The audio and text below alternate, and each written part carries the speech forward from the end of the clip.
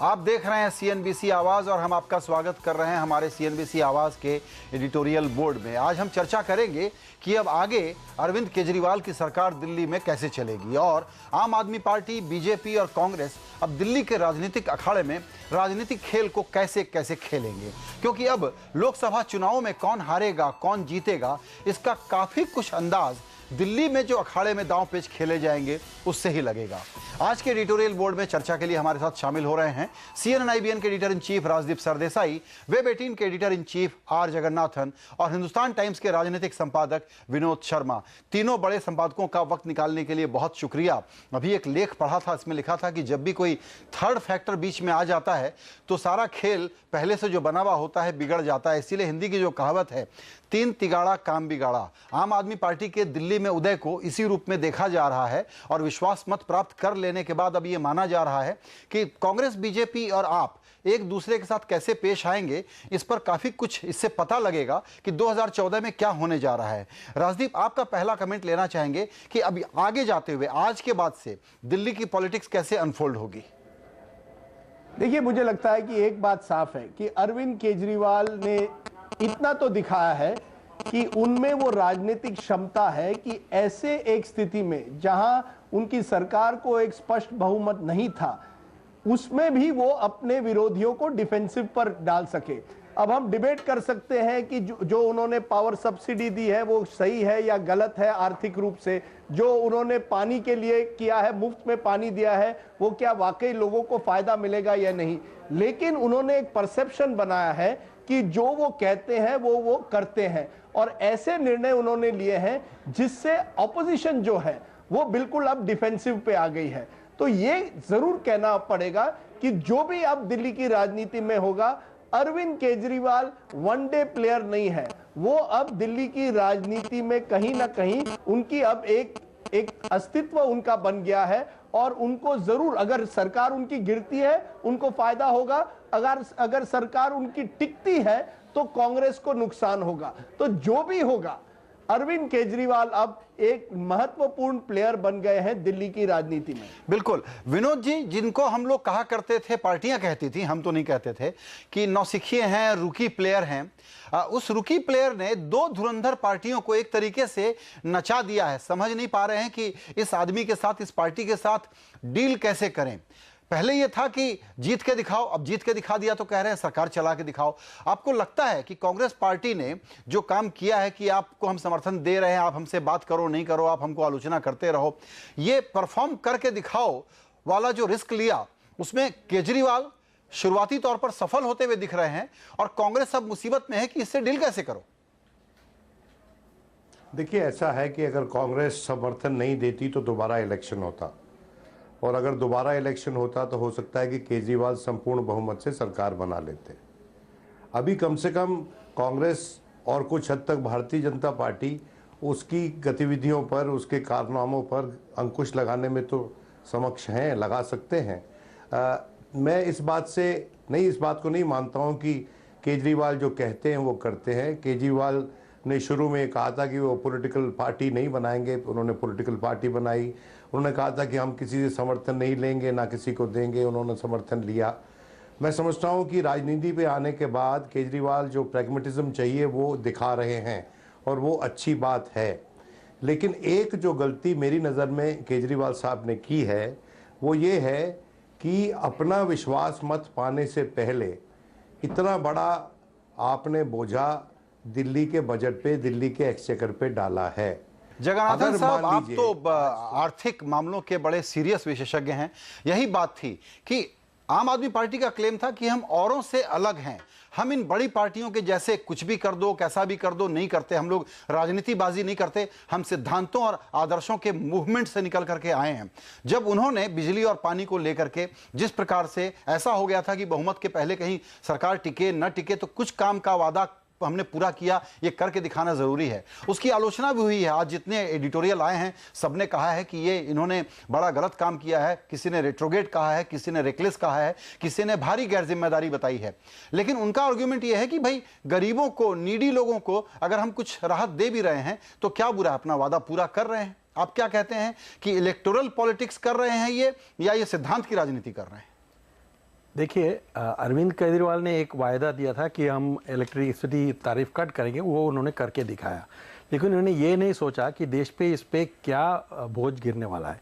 एक आप सोचिए, 10 साल के बाद आज 2,50,000 करोड़ का लॉस या डेट एसईबीज में है।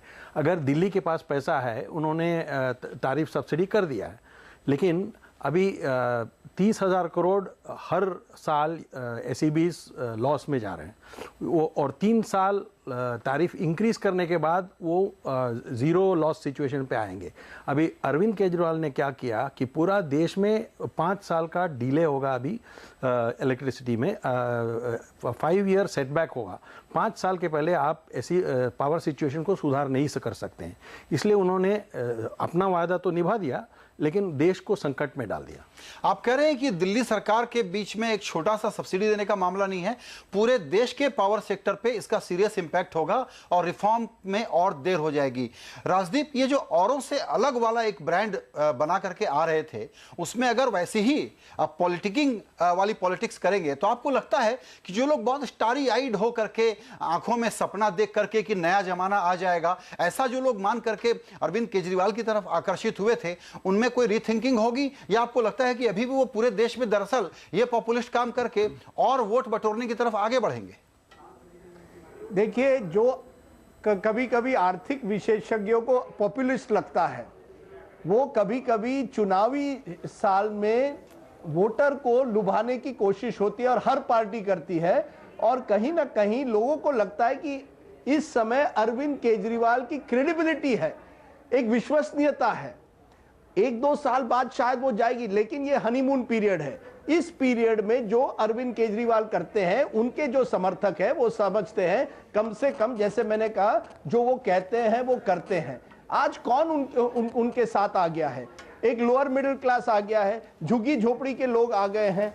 वो कह रहे हैं कि ये राजनीति जो कांग्रेस और बीजेपी करती है उससे तो अच्छे अरविंद केजरीवाल है। आर्थिक विशेषज्ञों जरूर उनको टारगेट करेंगे और कहेंगे गलत है, और शायद वो सही भी है। लेकिन आज की हालत में अरविंद केजरीवाल अगले 5-6 महीने की एक विंडो देख रहे हैं, जिसमें वो जानते हैं एक ना एक दिन उनकी सरकार गिरेगी। उन 5-6 महीनों में वो चाहते हैं कि वो एक माहौल बनाए जिसमें वो कहें कि देखिए, मैं गरीबों के साथ हूं और ये जो बाकी जो नेता है वो केवल अमीरों के साथ है। तो वो एक अपनी उनकी एक अलग तरह की राजनीति है। उस राजनीति में ऐसे जो निर्णय वो लेते हैं उसमें वो फिट होती है। उसका जो आर्थिक नुकसान है वो जरूर, आपकी बात सही है, लेकिन इस समय वो अपना राजनीतिक फायदा देख रहे हैं, आर्थिक नुकसान लेकिन राजदीप बिल्कुल ठीक है। वही मैं कह रहा हूं कि एक रियल पॉलिटिक्स के नाते, इलेक्टोरल पॉलिटिक्स के नाते वो बहुत अच्छा खेल रहे हैं, लेकिन जिस रोमांटिक मूवमेंट पर वो खड़े होकर के आए हैं, वहां आप कह रहे हैं कि हनीमून पीरियड में अगर वो गलत काम भी करेंगे तो उनको पसंद करने वाले लोग उनका बुरा नहीं मानेंगे, आप ये कह रहे हैं? देखिए, गलत काम यानी क्या? जब तक पूरी तरह से जो ऊर्जा के क्षेत्र में या पानी के क्षेत्र में बैंकरप्सी नहीं आती, फाइनेंशियल क्राइसिस नहीं आती, तब तक ये चलता रहेगा। आप ये जानिए, जो आर्थिक परिणाम होंगे वो 1-2 साल बाद उसके असली जो परिणाम होंगे वो लोगों के सामने आएंगे।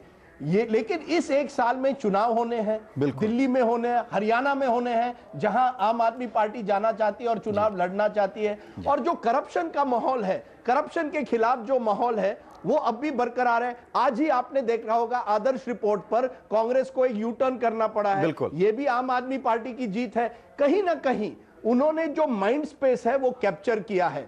पॉलिटिकल माइंड स्पेस इस समय अरविंद केजरीवाल ने कैप्चर किया है, और ये कब तक चलेगा ये सवाल है। लेकिन मुझे लगता है अगले 3-4 महीनों तक ये जो उन्होंने निर्णय लिए हैं इसका उनको राजनीतिक फायदा होगा, भले ही उसका आर्थिक नुकसान बिल्कुल ठीक है दिल्ली राज्य को, बिल्कुल राजनीतिक फायदा होगा भले ही आर्थिक नुकसान हो। विनोद शर्मा जी, आपसे सवाल यह है कि अब विश्वास मत प्राप्त होने के बाद इनका दूसरा बड़ा मुद्दा था एंटी करप्शन वाला। हमको ऐसा लगता है कि आने वाले दिनों में एक तो यही बात है कि कब तक इनको समय देगी कांग्रेस पार्टी, लेकिन अगर कम समय देगी तो और भी तेजी से ये CWG का मसला हो, दूसरे मसले हो, कांग्रेस के बहुत सारे नेताओं के खिलाफ पुरानी फाइलें निकाल करके भ्रष्टाचार की जांच के आदेश देंगे। कांग्रेस इस कड़वी गोली को कब तक खाएगी? देखिए, ऐसा है, कांग्रेस के पास आज के दिन ऑप्शन नहीं है, और कांग्रेस में अगर कुछ नेताओं के खिलाफ इन्वेस्टिगेशंस ये ऑर्डर करते हैं तो फिर उनको वो इन्वेस्टिगेशंस में पाक साफ निकलने की कोशिश करनी होगी। इस पे इन पे दबाव डालना या इनको सपोर्ट विड्रॉ कर लेना उस मुद्दे पर, वो कांग्रेस पार्टी के लिए खुदकुशी होगी। इस बात को आप समझ लीजिए। और मैं नहीं समझता हूँ कि ये जो 8 MLA हैं इनकी सपोर्ट बिना हाईकमान के अप्रूवल के विड्रॉ हो सकती है। ये बात अलग है कि इनमें से अगर 4-5 बागी हो जाएं और दूसरी पार्टी के साथ मिल जाए, भारतीय जनता पार्टी के पास चले जाएं या आम आदमी पार्टी के पास स्वयं आ जाएं। लेकिन मैं नहीं समझता हूँ कि किसी भी मुद्दे पर, खासकर भ्रष्टाचार के मुद्दे पर, कांग्रेस पार्टी इनकी सपोर्ट विड्रॉ कर सकती है। लेकिन केजरीवाल को भी ये सोचना पड़ेगा कि मिसाल के तौर पे जी, अगर वो शीला दीक्षित को के खिलाफ केस कर उनको जेल में भिजवा देते हैं जी, तो उसके जो पॉलिटिकल रेपरकशंस होंगे वो भी इनको देखने पड़ेंगे। ये बात सच है कि शीला दीक्षित नई दिल्ली से इलेक्शन हार गई इनसे, लेकिन शीला दीक्षित का भी भारी समर्थन अभी भी इस शहर में है। जी। लोग इस बात को मानते हैं जी। कि 5 वर्ष के कार्यकाल में बिल्कुल उन्होंने बहुत कुछ किया है दिल्ली के। जी विनोद जी, अभी छोटा सा ब्रेक लेंगे। ब्रेक के बाद चर्चा करेंगे कि ये तीनों पार्टियां अब लोकसभा चुनाव के मद्देनजर आगे किस किस राह पे चलेंगी। छोटा सा ब्रेक।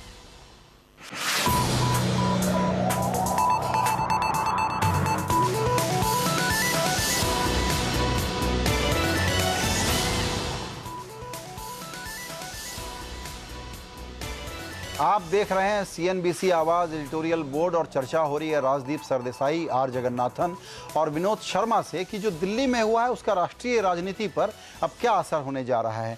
जगी, आपसे सवाल यह है कि जो दिल्ली असेंबली के कैंपेन के लिए अरविंद केजरीवाल ने अपना एक स्क्रिप्ट सामने रखा, वही उनके लिए वैलिड है 2014 में आम आदमी को और भ्रष्टाचार के खिलाफ एक अपील उनको करनी है, लगातार वही बातें बोलते रहेंगे।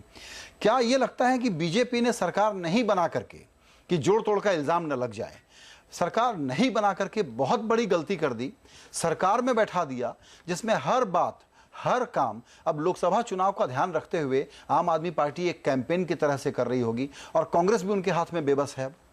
हाँ, दोनों बीजेपी और कांग्रेस ने बड़ी गलती की।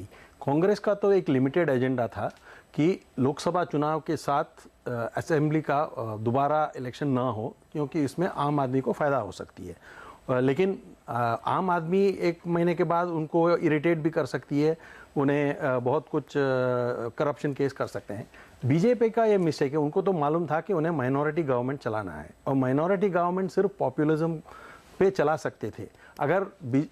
अगर पानी का रेट या बीजेपी कम करती थी, कोई उसके खिलाफ वोट नहीं कर सकते। अगर इलेक्ट्रिसिटी तारीफ कम कर देते वो भी, इसलिए बीजेपी को एक अपॉर्चुनिटी था कि इलेक्शन के पहले उन्हें पॉपुलिस्ट डिसीजंस अगर लेने थे वो भी कर सकते थे। जो आज केजरीवाल कर रहा है वो बीजेपी कर सकती थी। वो उसके बाद किसी ने गिरा भी दिया तो कहते देखिए भाई, हम ये सब कर रहे थे और आपने गिरा दिया, अभी चलो अभी चुनाव पे वापस कर रहे हैं।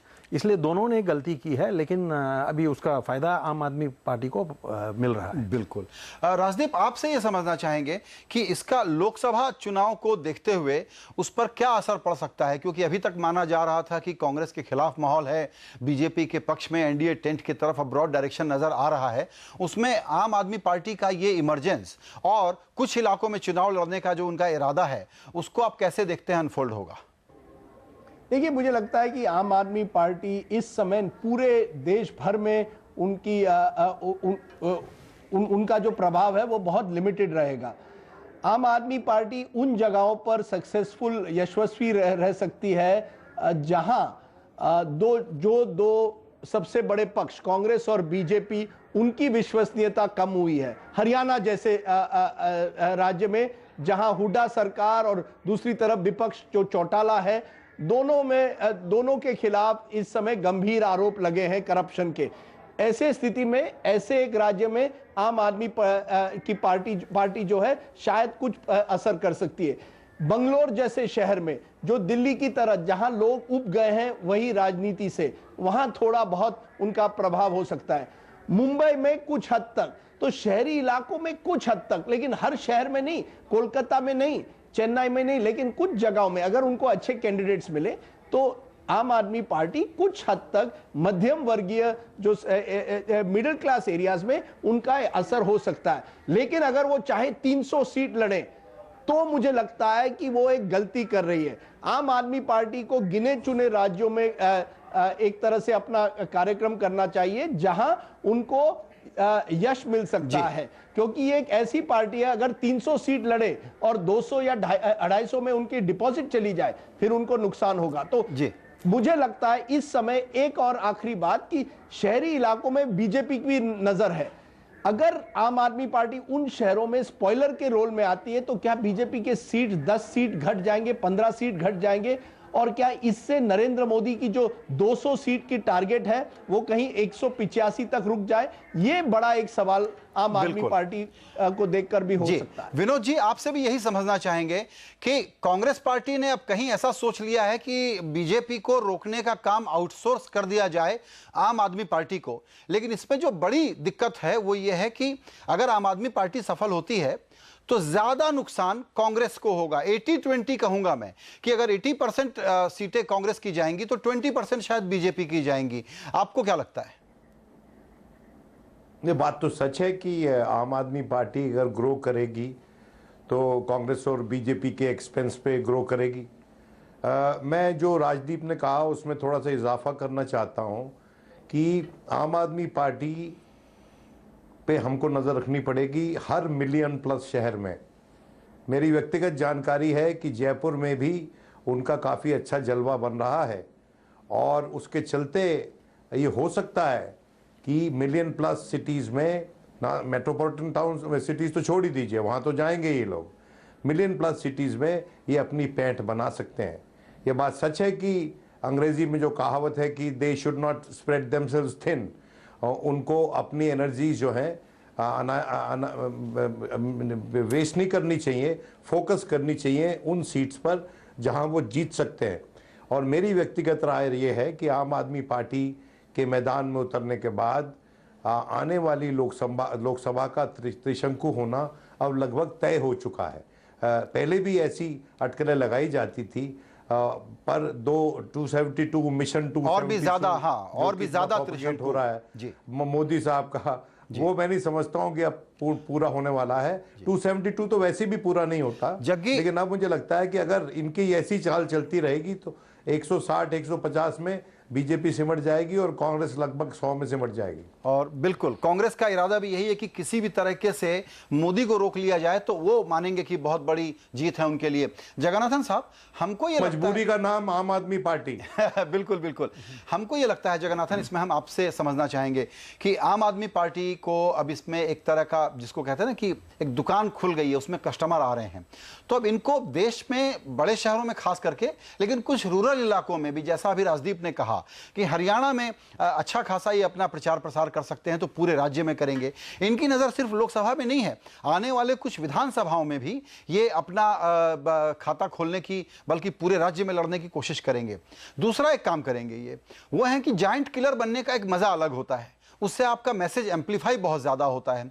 तो अब ये बहुत बड़े बड़े बीजेपी, कांग्रेस, एनसीपी नेताओं के पीछे अपना कैंडिडेट छोड़ देंगे। अब अनाउंस करने वाले हैं कि राहुल गांधी के खिलाफ कौन लड़ेगा।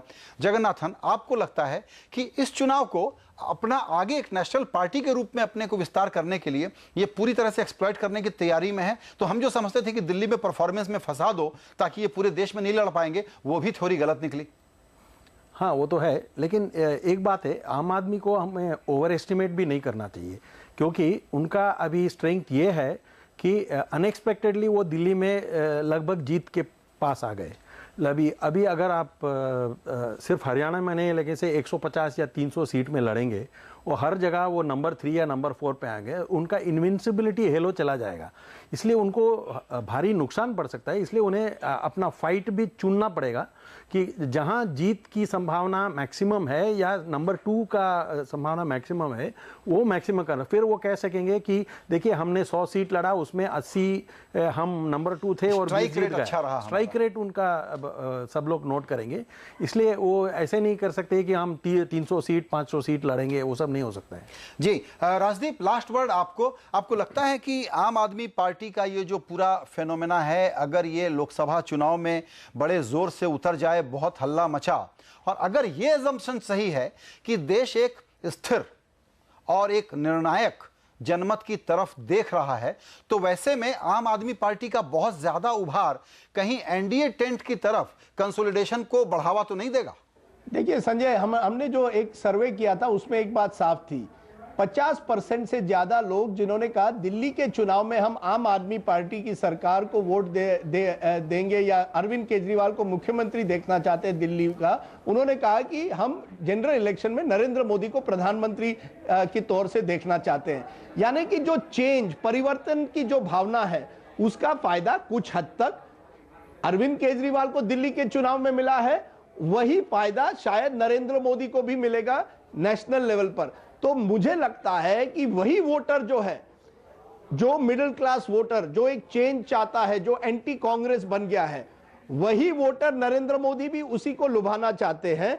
और कुछ हद तक नेशनल लेवल पर, क्योंकि वो प्राइम मिनिस्टर के लिए दावेदार हैं, वो वोट उनकी तरफ जाएगा। सवाल यह है कि जहां क्लोज कॉन्टेस्ट है, वहां आम आदमी पार्टी का क्या रोल रहेगा, यह देखने की बात रहेगी। और ये, जैसे मैंने कहा, यह अब लड़ाई 15-20 सीट की है। 15-20 सीट ऐसे देश में है जहां नरेंद्र मोदी ने पूरी ताकत लगाई है जी। वो सीटों में क्या आम आदमी पार्टी कुछ चमत्कार कर पाएगी, और क्या अगर आम आदमी पार्टी उसी तरह से दिल्ली की तरह चमत्कार करे तो फिर क्या बीजेपी का वोट घटेगा? मैं ये नहीं मानता कि वोटर जा रहा है कि मैं त्रिशंकु नहीं चाहता, मैं अस्थिरता नहीं चाहता। जो अरविंद केजरीवाल की सादगी से इंप्रेस है, वो अरविंद केजरीवाल की तरफ जा रहा है। जो समझता है नरेंद्र मोदी डिसाइसिव लीडर है, गुड गवर्नेंस देता है, वो उसकी तरफ जाएगा। यानी वोटर ने लगभग अपना मन बना लिया है।